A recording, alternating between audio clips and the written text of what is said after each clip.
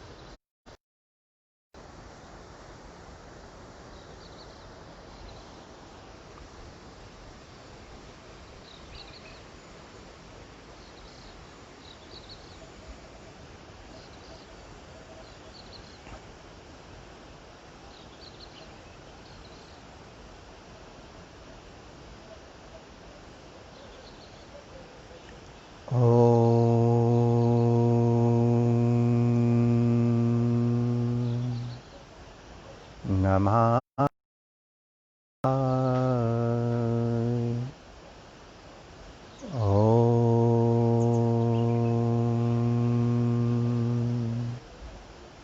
नमः शिवाय।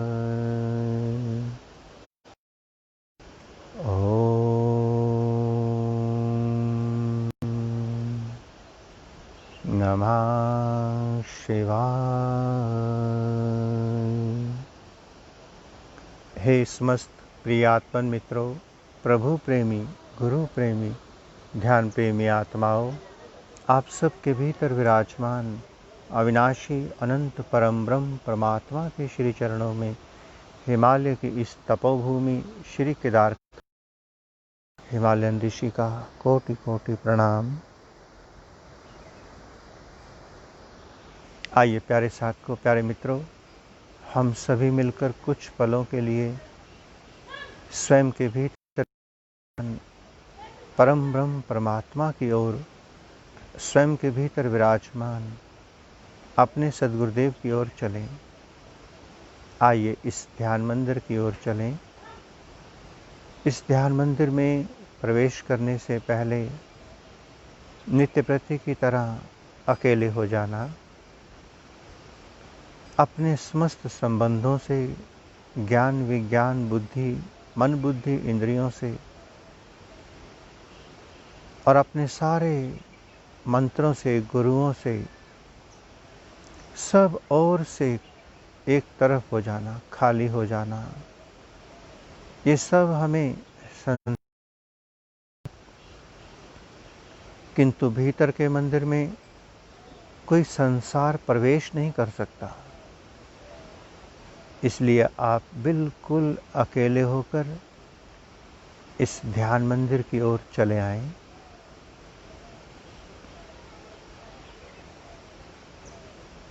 आप जहाँ भी हैं वहीं पर अपने अपने आसन पर बैठ जाएंगे। बिल्कुल हल्के फुल्के ढीले ढाले मस्त होकर बैठना। किसी तरह का कोई तनाव ना हो, शरीर में कोई अकड़ ना हो। नवजात शिशु की तरह समर्पित होकर बैठना। बाहर की दोनों आंखों को बंद करके अपना ध्यान दोनों भवों के बीच में शिव नेत्र, जहाँ हम तिलक और बिंदी लगाते हैं, उस आज्ञा चक्र पर अपना ध्यान उतार दें। वहीं पर अपना आसन लगाकर भीतर देखना प्रारंभ कर दें। बाहर देखना हो तो बाहर के नेत्र चाहिए, समस्त फिजिकल एक्सरसाइज चाहिए। बाहर के जीवन में सारी मंत्र पूजाएं क्रियाएं सब चाहिए, किंतु आत्मा और परमात्मा के विषय में, ध्यान के विषय में, प्रेम के विषय में कुछ भी नहीं चाहिए, कुछ भी नहीं। वहाँ तो केवल और केवल आपका होना ही पर्याप्त है। समर्पण, बिना किसी का सहारा लिए उस अनंत की ओर मुड़ जाएंगे, उस अविनाशी परम ब्रह्म परमात्मा की ओर मुड़ जाएंगे। हम सब के भी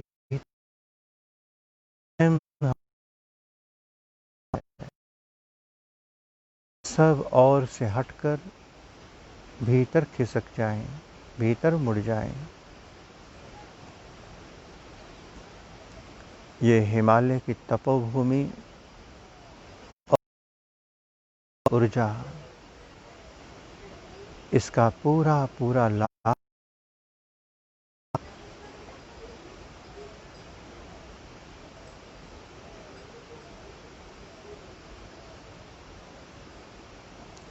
आइए 5 मिनट के लिए पूर्ण मौन होकर पूरा प्रकृति के चरणों में समर्पित हो जाएं। हिमालय के समस्त तपोधन ऋषियों मुनियों की शरण में आ जाएं।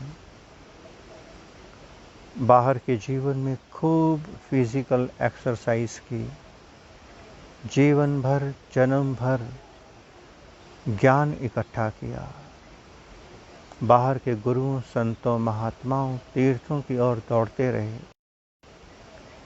आइए थोड़ी देर के लिए थोड़ा वापस मुड़ें, अपने भीतर विराजमान महातीर्थ परमात्मा की ओर चलें, अपने सद्गुरुदेव की ओर चलें।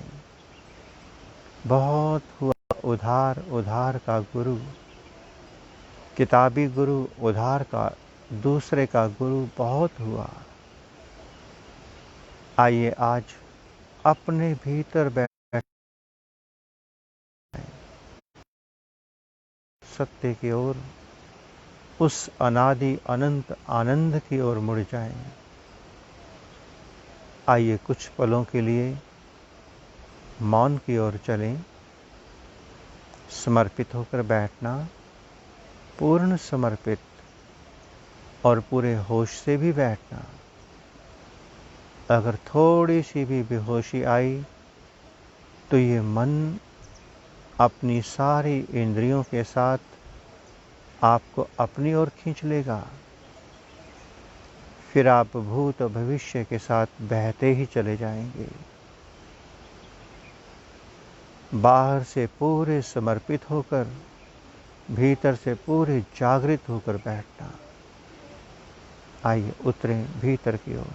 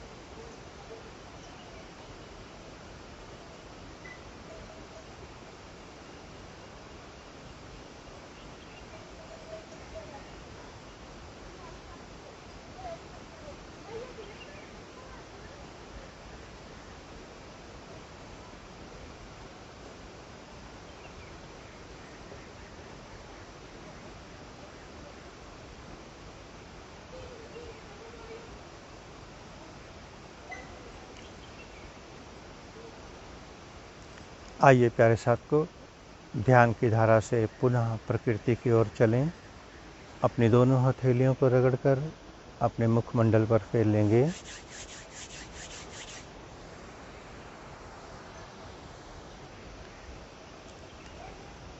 प्रभु ने हम सब पर अपार कृपा की। कुछ पलों के लिए हिमालय की तपोभूमि में बिठाकर भीतर ले गए। आइए सभी मिलकर प्रभु की इस अपार कृपा का धन्यवाद करें।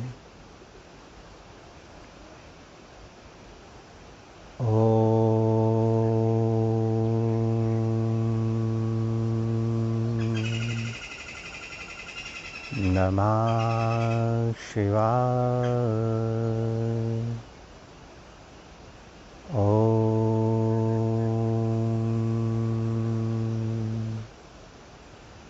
नमः शिवाय।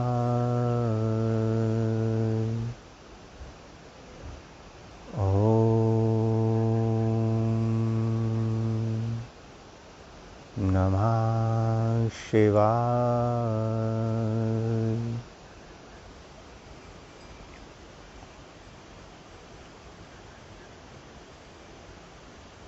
प्यारे साथियों, प्यारे मित्रों, हमें किसी भी कार्य क्षेत्र में उतरना हो, कार्य क्षेत्र भौतिक हो या आध्यात्मिक, हर क्षेत्र की सफलता परमात्मा के हाथ में है। प्रयास से इंसान बहुत कम प्राप्ति कर सकता है, किंतु प्रार्थना से साधक परमात्मा तक पहुंच सकता है। प्रार्थना में, प्रणाम में वो तप है, वो बल है जो हमारे सारे परिणाम बदल सकता है। इसलिए हम जब भी ध्यान में उतरते हैं या जब सभी को ध्यान में उतारते हैं, सभी ने नोट किया होगा, देखा होगा कि कुछ पलों के लिए हम सभी को परमात्मा की ओर, गुरुदेव भगवान इष्ट देव की ओर लेके जाते हैं। हमें भले ही सिद्ध ऋषि मुनि दिखाई दें ना दें, भगवान परमात्मा हमें दिखाई दें या ना दें, किंतु जब हम दोनों हाथ जोड़कर प्रार्थना में उतरते हैं, पूरी तरह से आत्मीयता से समर्पित होकर प्रार्थना में उतरते हैं, तो वो सभी महातपोधन, ऋषि मुनि, गुरुजन, संत, महात्मा, भगवान हाजिर हो जाते हैं, साक्षी हो जाते हैं, प्रकट हो जाते हैं। और यदि हम ईमानदारी से उन्हें प्रणाम कर रहे हैं, सच्चे मन से, फॉर्मेलिटी पूरी नहीं कर रहे, तो उनका आशीर्वाद हमें प्राप्त होता है। फिर हम आधी घड़ी बैठें, 1 घंटा बैठें, 1 मिनट बैठें, कोई फर्क नहीं पड़ता। फिर उनके आशीर्वाद की कृपा बरसने लगती है और धीरे धीरे जैसे जैसे हम भीतर से निर्मल होते चले जाते हैं, पवित्र होते चले जाते हैं, एक शिशु की तरह, तो इनकी कृपा फिर सदा ही बरसने लगती है। ये भी कह सकते हैं कि इनकी कृपा तो, ऋषियों मुनियों की कृपा तो सदा से बरस ही रही है। ये तो वो महासूर्य हैं जिसका प्रकाश ना कभी घटता ना बढ़ता। किंतु जब हम भीतर से जुड़ते हैं इन सब के साथ,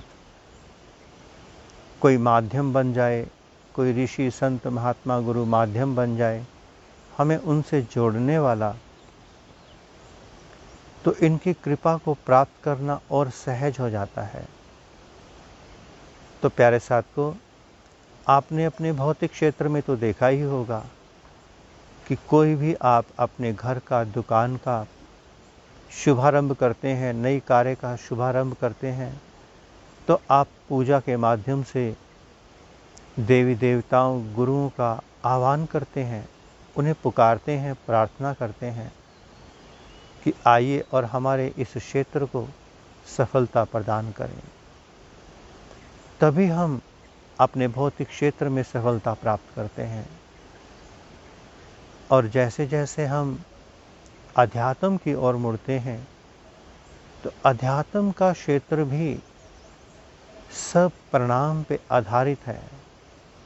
यदि हम ध्यान में बैठकर, पूजा बंदगी में बैठकर अपने प्रभु को, अपने आराध्य को याद करते हैं तो उनका आशीर्वाद बरसने लगता है। एक बार उनका आशीर्वाद लेकर के फिर हम अपने कार्य की ओर बढ़ते हैं। कार्य वो भौतिक हो या आध्यात्मिक, फिर उस ओर बढ़ जाते हैं हम जब प्रणाम करते हैं उसके बाद ध्यान में बैठते हैं तो हमारी ध्यान की गति बढ़ जाती है। हमारे प्रयास से नहीं, उनके आशीर्वाद से। तो प्यारे साथियों, प्यारे मित्रों, आप ध्यान में उतर रहे हैं, आशीर्वाद भी प्राप्त करते चले जाएं। और आशीर्वाद हमें तभी प्राप्त होंगे, हमने पहले भी कहा, यदि आपके मन में कोई शंका है किसी गुरु संत महात्मा के प्रति तो उन्हें प्रणाम करके अलग हो जाना। किंतु यदि मन में शंका है, कोई शिकायत है, कोई नेगेटिविटी है, फिर भी आप साथ जुड़े हैं, फिर आपको मिलना तो बहुत दूर, आप अपने भीतर को और नेगेटिविटी से भरते चले जाते हैं। इसलिए जब आप किसी ऋषि से जुड़ें, किसी भीतर से जागे हुए संत से जुड़ते हैं और तब भी आपके भीतर नेगेटिविटी बनी रहती है, तो हम कहेंगे इससे अच्छा है आप दूर हो जाएं। इसी में आपका कल्याण है,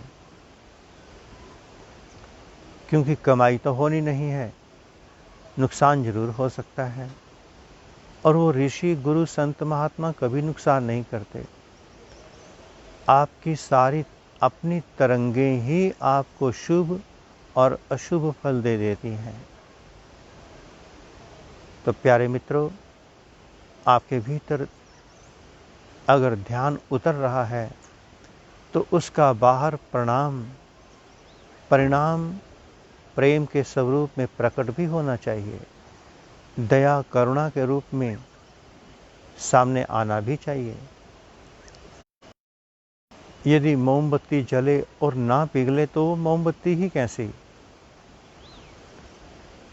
अग्नि पर दूध चढ़ाया गया हो गर्म करने के लिए, और वो गर्म होने के बाद उबल कर बाहर को ना उफरे तो वो दूध कैसे हो सकता है? वो पानी ही हो सकता है। गर्म तो हो सकता है, उबल भी सकता है, किंतु उफन नहीं सकता। हम सभी साधक हैं, अध्यात्म के खोजी हैं, भीतर के खोजी हैं, अनंत की यात्रा के राही हैं। हम गहराइयों में उतर रहे हैं, प्रार्थनाएं लेकर, ध्यान का प्रयास लेकर, किंतु सब करने के बाद भी विनम्रता ही भीतर नहीं आई, निर्मलता ही नहीं आई, वाणी में मिठास, पवित्रता नहीं आई, तो क्या हमने ध्यान किया? जीवन में क्या ध्यान किया? तो प्यारे मित्रों, प्यारे साथियों, बाहर के क्षेत्र में हम कोई कर्म करते हैं तो फल सामने प्रकट हो जाता है, प्रकट होता है। भीतर भी वैसा ही है। क्षेत्र कोई भी हो, धर्म क्षेत्र या कर्म क्षेत्र, फल तो उसका जुड़ा ही हुआ है। और यदि फल सामने नहीं आ रहा तो हमने उस क्षेत्र में काम नहीं किया। अनेकों साधक समय मिलने पर शिकायत कर देते हैं। उन्हें शिकायत करने से पहले बहुत दूर तक सोच भी लेना चाहिए। जैसे अभी कुछ साधक शिकायत करने पे लगे हैं, प्यारे साथ को हम एक रेस्टोरेंट पे जाते हैं, एक छोटा सा एग्जाम्पल, हम वहाँ फैमिली सहित मित्रों सहित जाते हैं भोजन करने, भोजन किया, उसका जो बिल बना उसको दिया और उसकी रसीद लेकर आ गए। अब हम समझें कि पूरा महीना उसी रसीद के आधार पर भोजन करते रहेंगे, रसीद दिखाएंगे और हमें भोजन मिल जाएगा। ऐसा कैसे हो सकता है? आपने मंदिर में जाकर एक बार पूजा अर्चना की, पत्रम पुष्पम फलम अर्पण कर दिए, फिर आप पंडित जी को जाकर बोलें कि मैंने तो आपकी दक्षिणा पत्रम पुष्पम अर्पण किए थे पिछले महीने, बस पूजा दोबारा से कर दो उसी के साथ। कैसे होगा?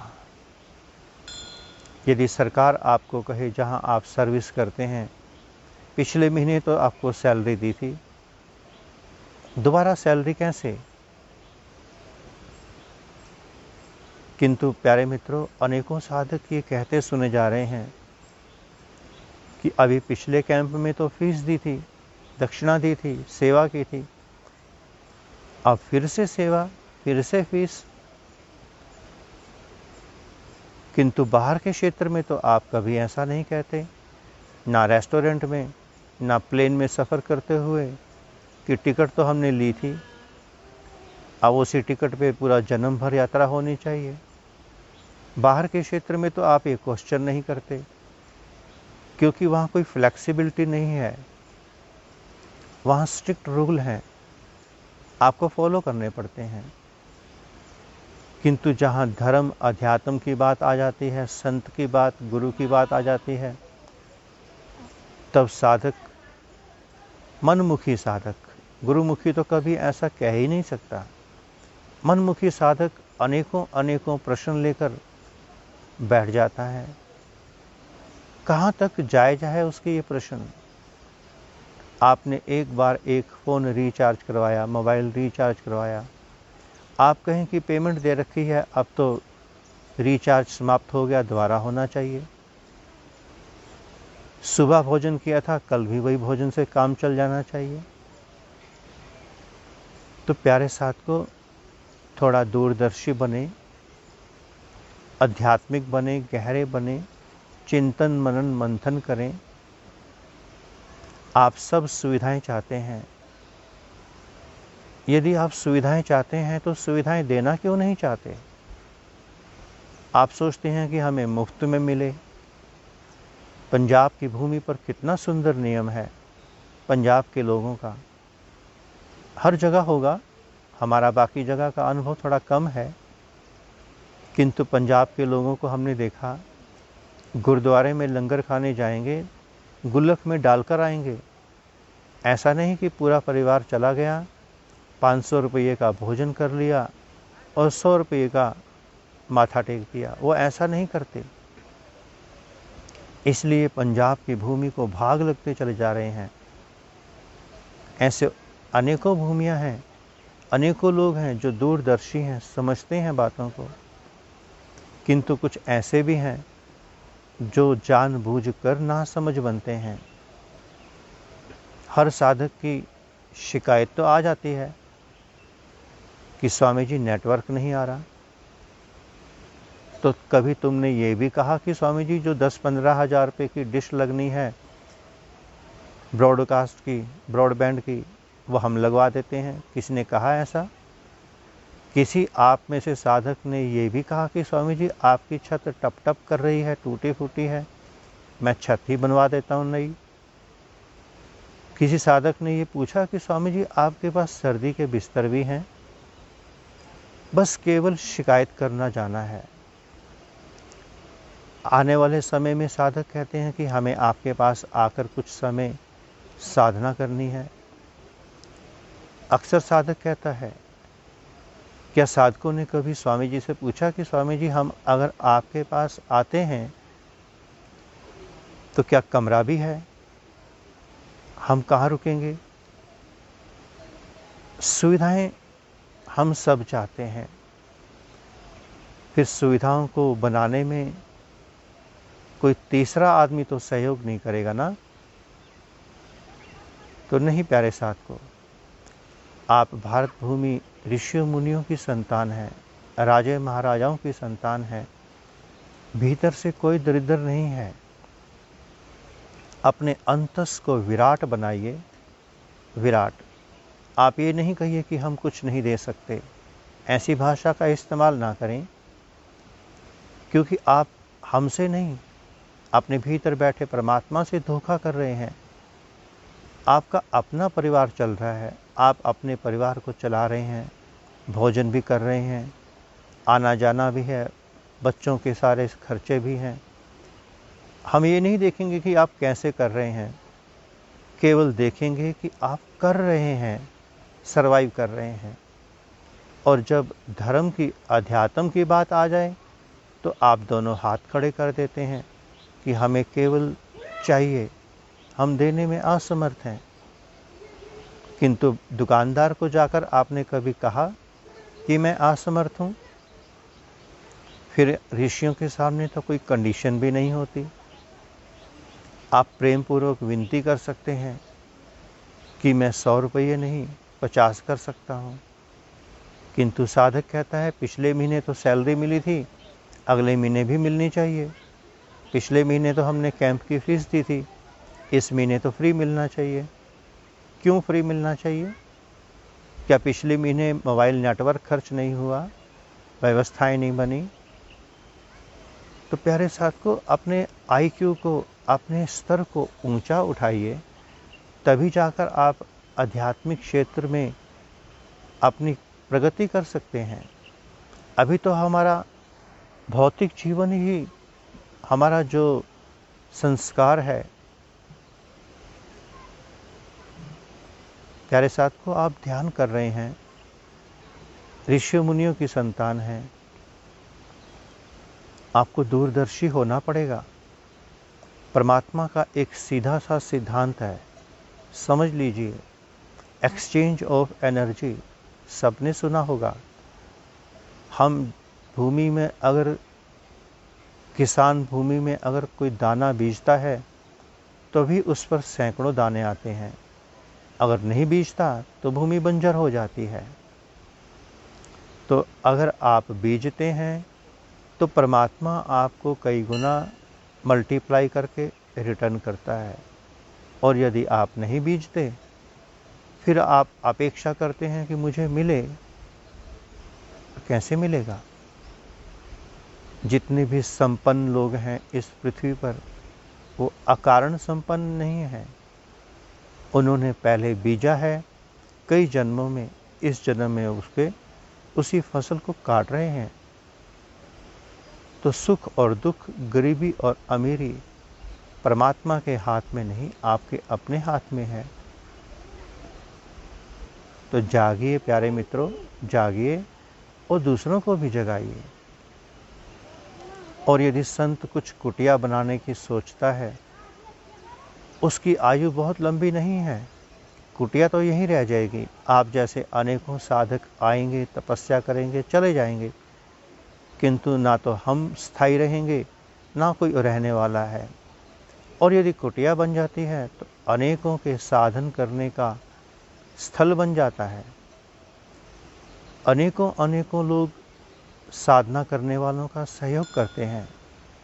हम स्वयं आप लोगों से मांग कर दूसरों की सेवाएं करने में लगे हैं। कुछ ऐसे हैं जो बहुत ज़रूरतमंद हैं, पढ़ना चाहते हैं। हम इतने अमीर तो नहीं हैं, हमें इतना मिलता भी नहीं है। तो जितना हमें मिलता है, हम उसी क्षेत्र से सेवा कर देते हैं। अभी हमने 3-4 सेवाएं शुरू की हैं। आपके एक हाथ से लेते हैं और दूसरे हाथ से आगे ट्रांसफ़र कर देते हैं। बीच में केवल एक मीडियोकर का काम कर रहे हैं। इससे अधिक हमारी कोई अहमियत भी नहीं है। तो आइए प्यारे साथ को, हम सभी मिलकर भीतर और बाहर की संपन्नता की ओर, साधना सेवा की ओर चलें।